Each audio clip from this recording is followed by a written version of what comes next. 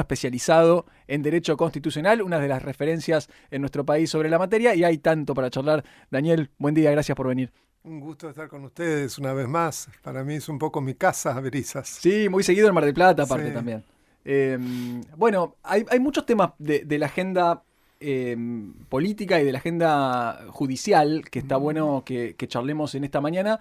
Lo primero me parece, por supuesto, el tema de la Corte, que ha estado tan en los titulares de los medios en estas 2 semanas, con las exposiciones de Ariel Lijo por un lado y de Manuel García Mansilla por el otro. Y esta discusión respecto de cuántos miembros debe tener la Corte, que es quizá la discusión que se venga de ahora en más. ¿Cuál es la mirada que usted tiene sobre todo este proceso que estamos viendo con la Corte en el centro de la atención periodística? Mi primer gran preocupación fue cuando me enteré de la nominación de Ariel Lijo, porque es el juez más corrupto de Comodoro Pi. O sea, como era Ollarvide, este es una repetición de eso. Además es todo conocido y está absolutamente comprobado, es público, es decir, cómo frisa las causas, de qué causas se trata, la relación con el juicio de la Casa de la Moneda, la relación con Infran, es decir, realmente el senador Paultroni dijo suficientemente, fue suficientemente claro y explícito. Le costó después pagar algún costo, ¿no? Sí, pero creo que va a estar mucho mejor en un unipersonal. Más vale solo que mal acompañado, ¿no? Porque como senador no lo pueden echar, a pesar de que quisiera. Y la senadora Carolina Lozada, por quien siento una gran admiración, que es colega de ustedes, porque es periodista. Sí, ha salido Sí. del periodismo. Ahora, Daniel, una de las preguntas que sobrevoló todo este tiempo es si para ser juez de la Corte hay que ser un catedrático, un académico, como Manuel García Mansilla lo es, decano de la Facultad de Derecho de la Universidad Austral, o hay que tener pasillo, hay que conocer el manejo real de la justicia, o hay que tener las dos cosas. Yo creo que hay que tener las dos cosas, pero, es decir, por un lado, lo que es la idoneidad técnica y por otro lado la idoneidad ética y moral, que es fundamental. Yo diría que me quedo más con la segunda. Prefiero un juez que no sea una luminaria desde el punto de vista de su formación, que tenga una buena formación, lógicamente, pero lo otro es absolutamente esencial. García Mansilla en sus declaraciones fue muy claro cuando definió lo que él entendía cuándo una justicia era independiente, qué era la independencia de los poderes, por qué es tan importante la independencia del Poder Judicial. Si no hay independencia del Poder Judicial no hay república. Se cae, se desmorona todo el edificio institucional del Estado de Derecho. Pasado el plazo de exposiciones y de impugnaciones, ahora define la política, da la sensación que más allá del andamiaje institucional que tiene la Argentina o la República para definir estas cosas, los 2/3 en el Senado y todo eso, lo que hay es una negociación, al menos eso se percibe, y quizá la moneda de cambio de esa negociación sea la ampliación de los miembros de la Corte. Hoy hay 5, en realidad, bueno, hay 4, hay una vacante que nunca se cubrió, y hay 5. ¿Cómo debería ser la Corte de la Argentina si se pudiera establecer el ideal? Para mí no hay un número fijo. Lo importante es que el número se compadezca con la independencia. Es decir, que no se acomode el número al ejecutivo de turno para poner jueces amigos. Es decir, exactamente lo contrario de lo que hizo Carlos Menem, que el presidente Milei tanto lo admira, lo considera un prócer y ha puesto cantidad de parientes por todos lados, ¿no? O sea que no me extraña lo que está pasando. La ampliación sería nefasta. Sería nefasta porque no hay duda. Lo que quieren es licuar una excelente Corte Suprema en 3 de los miembros, es decir, Rosati, Rosencrantz y Maqueda, que han hecho fallos realmente independientes, muy buenos, en materias clave, como es el Consejo de la Magistratura, la fiscalización de los decretos de contenido legislativo de la Comisión Bicameral. Es decir, evidentemente se quiere derribar, se quiere diluir una mayoría que no va a ser afecta. Yo espero que García Mansilla llegue, lo dudo, porque García Mansilla se aliaría enseguida con quienes tiene muy buena relación con Rosencrantz. O sea que sería una patada en contra. Así que por eso yo dudo. Yo creo que pensaron que ponían por un lado a lo peor y por otro lado una maravilla. Entonces somos todos tan bobos que iba a pasar desapercibido. Es como poner la basura debajo de la alfombra. Imposible que pase desapercibido, más allá de que nos guste García Mansilla. Claro. Y eso es lo que se está viendo claramente. Usted nombró a 4 de los 5 integrantes, dejando afuera a Ricardo Lorenzetti. Se lo pregunto con nombre y apellido porque sé que no tiene problema en referirse de ese modo, ¿no? a las personas en la opinión que usted expresa. Ahí hay una diferencia, una valoración diferente de este Absolutamente. magistrado. Por algo se lo llama el Conde de Montecristo. Él es el gran amigo de los Lijos. Este paquete lo vendió él y con Karina Milei. Claramente. Cómo invadir la corte, y volver a ser el presidente, que le quedó siempre la saca en el ojo a este hombre. Claro, dejó la presidencia. Vengarse. Y además tiene una enemistad manifiesta con el otro santafesino que es Rosati, que es un gran ministro de la corte y un gran jurista también.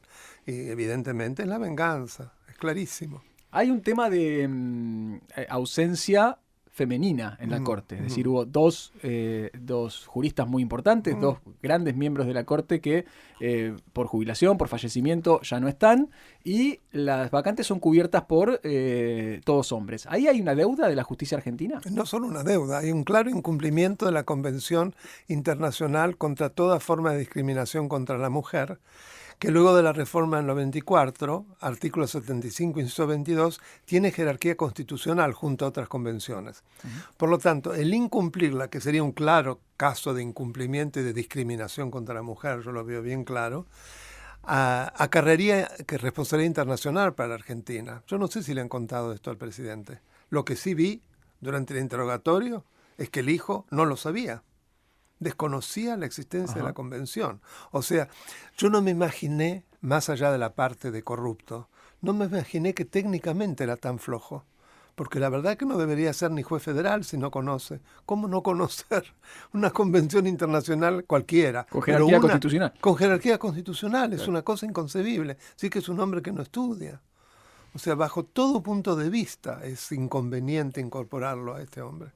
Estamos charlando con Daniel Sapsay, que tuvo la amabilidad de venir al estudio de Radio Brisas. Lo voy a sacar un minuto del tema de la Corte para llevarlo a otro de los temas que me parece interesante, una mirada de un constitucionalista, porque ha estado también en los primeros planos de las noticias, y es el veto presidencial. Sí. El presidente anuncia el veto a una ley que ha salido de las 2 cámaras con 2/3 de los votos, algo que en la insistencia implicaría que ese veto... ¿Cómo funciona y si realmente tiene valor esa atribución del Ejecutivo de poder vetar una ley que está votada con tanta mayoría, ¿no? Una mayoría tan calificada? El veto u observación, como realmente se lo denomina técnicamente, es una facultad que está reconocida al presidente como facultad colegislativa dentro de sus atribuciones. Esto es constitucional.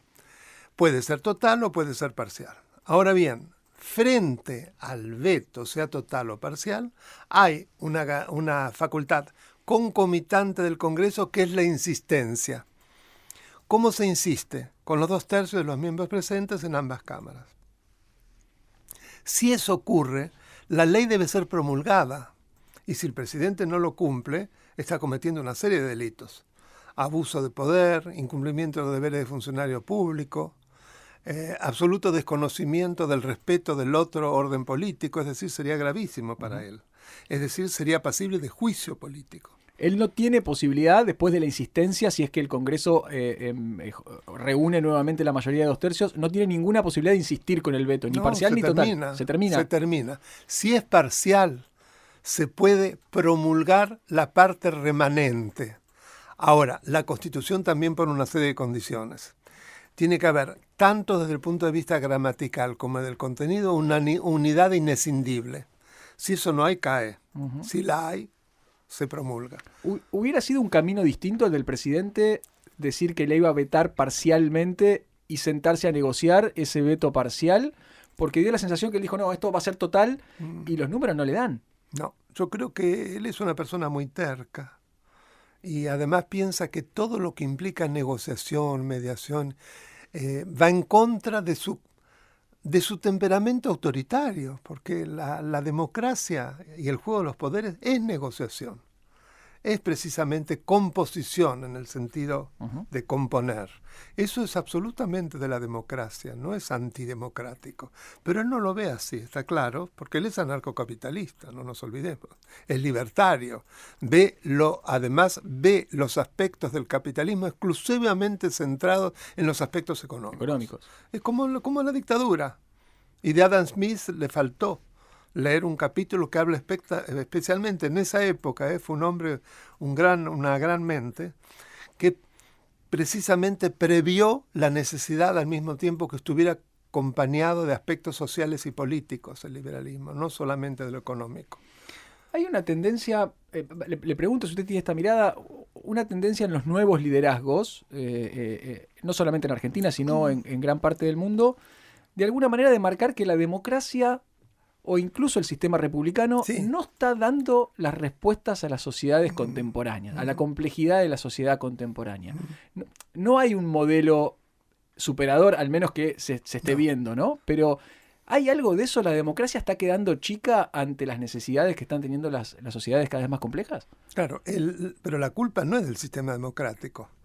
Las razones tienen que ver con toda una situación muy grave de tipo mundial, de escasez de recursos, en fin, no voy a repetir todo. O sea, que no es el sistema. Yo siempre recuerdo lo que decía Winston Churchill, a quien admiro muchísimo, que decía, la democracia es el peor de todos los sistemas, pero después de los demás. Claro. Porque evidentemente todos tienen errores. La democracia, el sistema republicano, el Estado de Derecho, tiene el gran problema de que permanentemente hay que administrar el conflicto. La autocracia congela. No hay conflicto, pero bueno, se acepta una verdad única. Todo lo demás hay que destruir. Por eso en todo sistema autoritario, aún no autocrático, se empieza con la agresividad, la agresión verbal y se termina con la agresión física, inclusive la eliminación del otro. No hay más que observar lo que está pasando en Venezuela, un supuestamente régimen de izquierda, ¿no? Daniel, hemos escuchado aquí en todas las mañanas que estamos aquí en la radio muchos mensajes de los oyentes cuando nosotros señalamos esta poca tendencia al diálogo del presidente Javier Milei o de su equipo, y muchos de los oyentes nos dicen, bueno, pero nosotros lo votamos justamente para esto, para que no haga politiquería, para que no haga rosca, para que sea distinto a lo demás. Hay ahí un cansancio también del sistema político en general, de la gente que está completamente saturada de años y años de lo mismo. No, es una mentalidad lamentablemente que viene de antes. Es decir, cuando se da el romance con un nuevo presidente, hay que decirle todo que sí. Los controles que provienen del juego de los poderes, particularmente del Poder Judicial que está para controlar, y de la prensa, son considerados el antipueblo. Hay que destruirlos porque son enemigos. Y es el gigante. Ahora es un gigante con pies de barro. Cuando ya no le empieza a gustar a la gente, ya empieza a hacer errores, ya no le da de comer, entonces es la última basura y se da vuelta la cosa. Así que tenga cuidado, porque es del sistema, vuelvo a lo mismo, es del sistema democrático la búsqueda del diálogo, la búsqueda del arreglo, de poder componer. Eso es el sistema, no es malo. Otra de las noticias importantes de los últimos días tiene que ver con un acto que hizo la vicepresidenta Victoria Villarruel, en el cual anunció que está dentro de su agenda la apertura de causas relacionadas con hechos que ocurrieron durante la última dictadura militar o en la década del 70 en la Argentina y que no tienen que ver con los delitos generados desde el Estado, sino con las guerrillas, por ejemplo. Claro. Bueno, ¿Esto se puede hacer? ¿Se puede reabrir? Acá surge un gran problema, que es el siguiente. Durante todo el kirchnerismo, y las cortes kirchneristas, en particular de la mano de Zaffaroni, tenían la doctrina conforme a la cual solamente eran crímenes de lesa humanidad los cometidos por el Estado y particularmente durante el proceso militar. En cambio, las guerrillas, como no estaba el Estado detrás, son delitos comunes y por lo tanto prescriben como todos los delitos. Crímenes comunes que prescriben, claro. Sin embargo, es una mala lectura del Estatuto de Roma, que es la que crea la Corte Penal Internacional, que la Argentina ha ratificado, que asimila también las bandas armadas que desconocen el valor de la vida de personas y la eliminan. ¿Qué es lo que fueron los montoneros? No nos engañemos. ¿Y eso hace imprescriptible el delito? Bueno, si se logra dar vuelta a la doctrina, se dice son asimilables y por lo tanto no son imprescriptibles, bueno, esto podría ser revisado al no ser prescriptibles. Y ahí hay un fallo muy importante en este momento, que es el de Argentino del Valle Larrabure, el conocido coronel que fue tomado por el ERP o por Montonero, bueno, lo mismo, y estuvo enterrado durante meses sin darle de comer, murió por inanición en un pozo, que ahora el Papa lo canonizaría. Bueno, esa decisión está en manos de la Corte Suprema, viene apelada, donde de vuelta la misma doctrina, no prescribió porque era un delito común. Bueno, si se da vuelta, que hay una gran presión para que así sea, para mí debería darse vuelta porque es vergonzoso, es una mala lectura. Y Zaffaroni para mí fue nefasto, realmente nefasto. En todo tipo de delitos, recordemos los delitos comunes, aquella violación y demás. La doctrina de él, yo diría que es hasta pervertida, perversa. Bueno, si se da vuelta a eso, bueno, volveríamos a otro tipo de doctrina. Además es increíble que no se tengan en cuenta, inclusive ni siquiera a nivel de indemnizaciones, las víctimas inocentes del terrorismo. No tienen nada que ver con el régimen militar. Y sin embargo no se ha reconocido. En cambio los montoneros que los mataron, sí. Más allá de que, bueno, es cierto, lamentablemente se hizo de una manera nefasta. Pero, ¿y a sus víctimas no? O sea, es una situación de falta de equidad verdaderamente vergonzosa, ¿no? Uno puede reducir la intervención de la vicepresidenta en este tema como una opinión personal. ¿Puede el Poder Ejecutivo impulsar este tipo de revisión de causas o debe surgir del estamento judicial, del Poder Judicial? Porque uno a priori podría pensar que hay cierta incompatibilidad de poderes, ¿no? No, debe surgir del sistema judicial y del Ministerio Público. Claro. Acá son fundamentales los fiscales y en particular el Procurador General de la Nación, que si bien Casal es fantástico, pero es suplente. Un suplente otra gran deuda de 9 años. No, creo que no tiene la fuerza como para poder hacerlo. O sea que sería muy importante que finalmente se cubriera ese cargo antes de la Corte Suprema. ¿Qué hace el Procurador General de la Nación? Bueno, es el fiscal ante la Corte Suprema. Claro. O sea, es el que dicta los dictámenes, valga la redundancia y demás, de las cuestiones que llegan a la Corte. O sea, es un rol fundamental, importantísimo. Estamos charlando con Daniel Sapsay, nos tomamos este ratito para conversar con él sobre varios temas de agenda. La última pregunta que quiero hacer es una duda personal, no una duda, sino una intriga personal.